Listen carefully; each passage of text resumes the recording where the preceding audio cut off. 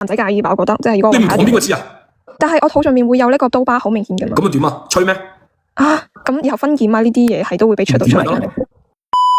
23歲。啊。係咁，我前任咧係22歲嘅，比我細一屆啦。我同佢而家就係處於分手咗4個月嘅狀態嘅。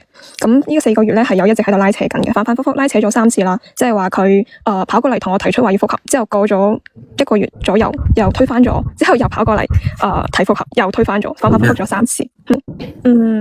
異性問題。你嘅定佢嘅？佢嘅。靚仔嚟係嘛？應該吧。你我啲 friend 都話佢唔靚仔，但係我覺得佢好靚仔。又搞呢啲閪嘢啊！比較中意佢嗰種 feel 啦，係。嗰度冇得好講咪講 feel 咯，再冇得好講咪講道德咯，再冇得好講咪講對你好咯，再冇得好講咪講上進咯。你閨蜜話佢靚唔靚？唔靚。他不一樣，他真的不一樣，姐妹，他真的不一樣，挺帥的，我覺得挺帥的。嚟，說吧，佢有咩異性問題啊？佢就係好中意同女仔傾偈啦。咁佢唔係得把死人口都溝唔到你啦，係嘛？你包靚女㗎。我覺得我麻麻地啦。佢唔係得把口佢溝到你，咁佢溝到你，佢都想驗證人哋啫。咁有呢個可能啦，就佢即係分咗手之後，佢有不停咁樣接觸其他女仔咯。即係啱分手嘅時候話提出承諾話，諗住分咗之後1年後再喺埋一齊。咁然之後點知道你哋啲拖拍到我同你分手，我哋1年後復合，搞咩啊？呢1年放風啊？咗係咪啊？去烏克蘭啊？定係？佢話俾1年時間佢處理異性問題啦。1年時間，佢破晒人哋。係咪網絡？佢破晒人哋啲係咯啲處理咯。1年啊，佢處理晒，使唔使全部處啊？同嗰啲處都處理晒。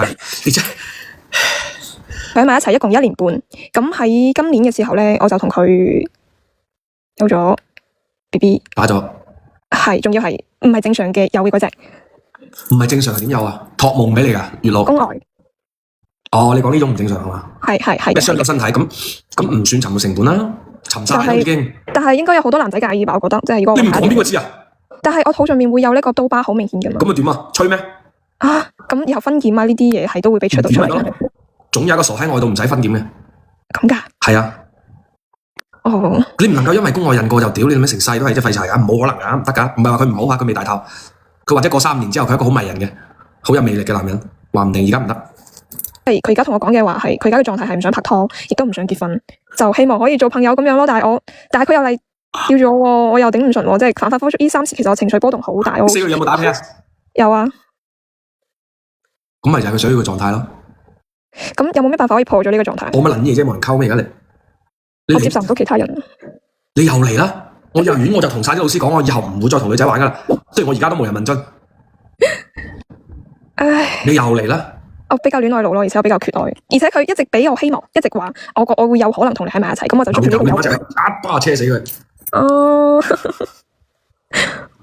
大學畢咗業1年啦，其實我同佢大學到社會咯，佢而家發展得好好啊。我覺得佢唔想揀我嘅其中一個原因係因為佢而家係作為編制內啦，佢接觸到嘅環境裏邊有好多優質嘅女性。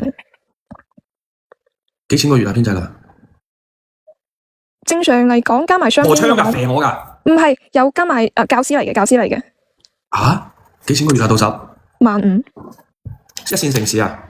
深圳教師。哦，深圳嘅編制，咁佢都算係幾犀利喎，但係佢條件確實係唔錯喎。佢同係啊，佢仲係本地嘅，係佢深二代嚟嘅。確實係唔錯，講真。係啊，所以都會即係感覺話自己陪咗佢比較。唔關你事。我想知道即係佢咁樣嘅話，佢以後瞓覺揦低佢咯，因為。仲有冇可能性喺埋一齊？有可能嘅，吉你咯。即係結婚嗰種啦。結婚咗你就慘喎。